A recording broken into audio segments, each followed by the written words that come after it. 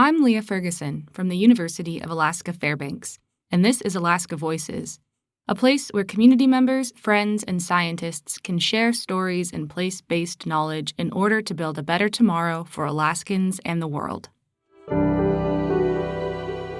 Originally, I grew up in Gakona, Alaska, Tyonek, Egypt, Idaho, Rampart, St. Lawrence Island, St. Paul. and I'm here with my student, my science buddy, my teacher, my homie. I'm his daughter. My name is Charlie Parr, and I'm a geospatial data guru, programmer, scientist person at the University of Alaska Fairbanks. I'm from Fairbanks, Alaska. I'm here today with my colleague, Josh. I'm Josh Ball. I'm also a programmer, primarily with geospatial data. Work for Scenarios Network for Arctic and Alaska Planning at UAF here. It's pretty new for me to say that I'm a programmer. I didn't used to be a programmer. I used to be a soil scientist who made maps and then started using GIS and realized, pointing and clicking my way through the processing pipeline for data is the slow way to do stuff. And so if you learn how to program the computer, tell the computer what you want to do, you can actually do a lot more and then have the computer do the work for you. I think you had a pretty similar journey, Charlie, right? Like you didn't start out as a computer science programmer type guy when you got out of high school and decided to start a career, right? Yeah, that's correct. My undergraduate degree is in geography. And in that experience, I used a lot of GIS software. Someone told me, if you really want to sort of own your geospatial situation, learn to program, specifically learn to program in Python. And that was probably around 2013 or 2014. I got a job working as a snow scientist, which is like being a soil scientist, probably. There's probably shovels involved. Soil that melts. There you go. Yeah. and its water content is 100%. There are a lot of shovels involved. Yeah. This is common. This is a common way to get into programming. Kind of sucks people in, I think, from different disciplines where you have a problem to solve and you realize, man, I need to learn a programming language to do this or else it's going to take me forever. Or it's just an impossible problem to solve without a programming language. Then you start programming and then all of a sudden you kind of leave your field that you started in and you're a programmer. And then you can work in a bunch of different fields, really. You can help out scientists from all sorts of different disciplines because you know how to speak the language of data. To your point, yeah, I think it's also a good way to learn because you have a problem that you're trying to solve. I think it would have been difficult for me to just learn programming or get my start in programming in sort of an abstract or academic way. I think having a very real world science type of objective that I was trying to accomplish really motivated me and made it interesting and engaging for me to learn. Josh, question. Are you a climate modeler? No, absolutely not. I don't make the models. I don't know a lot about climate science, like atmospheric sciences. I'm more of like a data wrangler, trying to take those modeling products and do things with them. What about you? Same. We're not climate modelers. We work with climate data. We do a lot of things to streamline access and distill it and make it more accessible to people. There are dozens, if not hundreds, of different climate models that are available throughout the world. And all these climate models have maybe different assumptions about how certain types of atmospheric physics work. And then, of course, you can have sort of different assumptions built into the climate models about how humans are likely to function in the future and contribute or not contribute greenhouse gases to the atmosphere and what those feedbacks might be like in the climate system. We call those scenarios generally. So there's many, many different climate models, different emission scenarios, but luckily there's some global cooperation to create experiments where you take a bunch of different climate models and give them the same set of inputs and see what happens. We throw around a lot of acronyms and one of them is CMIP, but this is the Coupled Model Intercomparison Project. The group that runs the CMIP project was able to kind of put out this call and say, we're doing this project. These are the parameters. And then all the modeling groups all over the globe use those same parameters to do their own modeling experiments. And then you can compare them apples to apples. And it's incredible that it happens at all. And that allows people to compare results across all these different models. And then you can start to determine for your geographic area, say Alaska or the Arctic, what are the most skilled models for predicting things like sea surface temperature or sea level pressure or temperature or precipitation or whatever variable you might be interested in. Which of those big group of models do the best?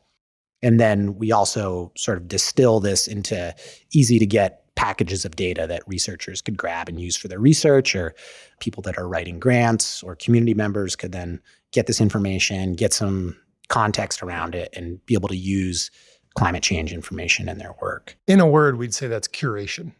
I mean, you could be a highly decorated PhD in a very specific field like biology or something, and you want to use climate data in your work, but that's not really your specialty. You're used to, you're counting newts or something.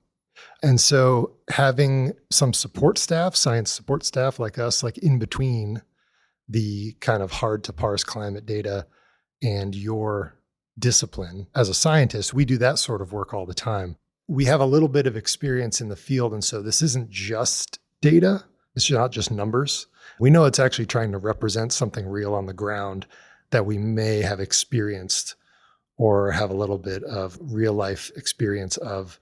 And that's super helpful. If you were just purely a programmer and had never actually been afield in Alaska and you're dealing with all this Alaska data, you might not realize when some values are maybe unrealistic or wrong, without running it by an expert.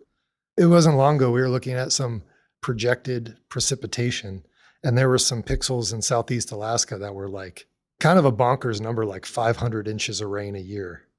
And we're just like, is that realistic? Like, is that okay for the model to predict that? The models aren't perfect and they're like global models. And so are the values going to be realistic everywhere? Like, maybe not. Maybe the modeling at the top of Denali is going to be a little weird because it's just like a pretty extreme place on the globe. We also do something that's called downscaling, which is bring those models from a really coarse resolution where maybe you have one prediction for every 1 by 1 degree square of latitude and longitude to something like, okay, now you have a prediction for every square kilometer. I think a lot of people don't realize how many people are doing this.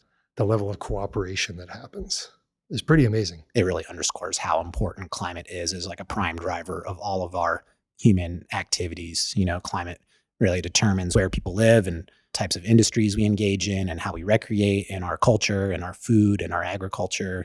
And so climate, to me, I really view it as like a prime driver of life on Earth, really, not just human life, of course, but, plant and animal life as well. And so I think that's why there's such incredible international cooperation to try to get a glimpse of what some climate futures might be that are ahead of us. Sometimes you see it written or it said that, weather and climate is this unpredictable thing.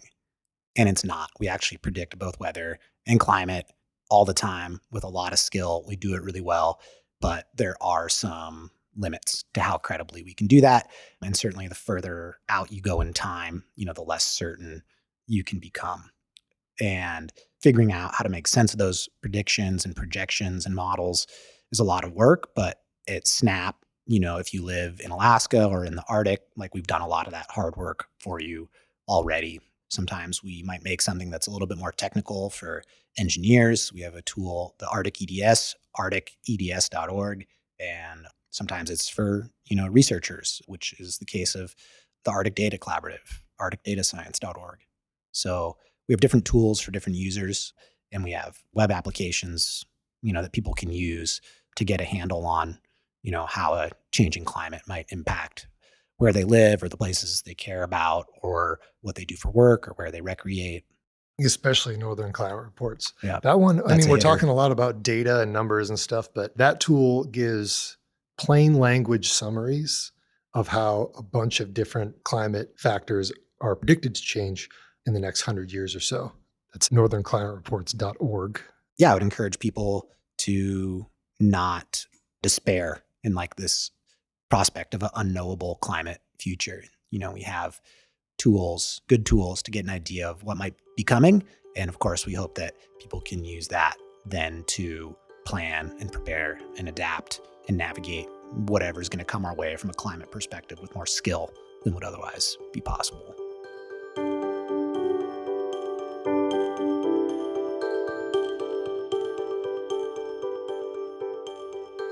Alaska Voices is a place for communities to connect through conversation. This podcast was the brainchild of Jesse Young Robertson and Bob Bolton with support from the Alaska Climate Adaptation Science Center, who also funded today's episode. The Alaska Cask is committed to providing regionally relevant science for Alaska's changing climate. Alaska Voices would not be possible without the efforts of an amazing group of people. Our producer and audio engineer is Kelsey Skonberg of Mossy Stone Media. The Alaska Voices team includes Micah Hahn at the University of Alaska Anchorage, and Leah Ferguson, Mike DeLue, Annika Ord, and Diego Norena at the University of Alaska Fairbanks. If you are interested in more conversations or information, please visit our website at alaskavoices.org.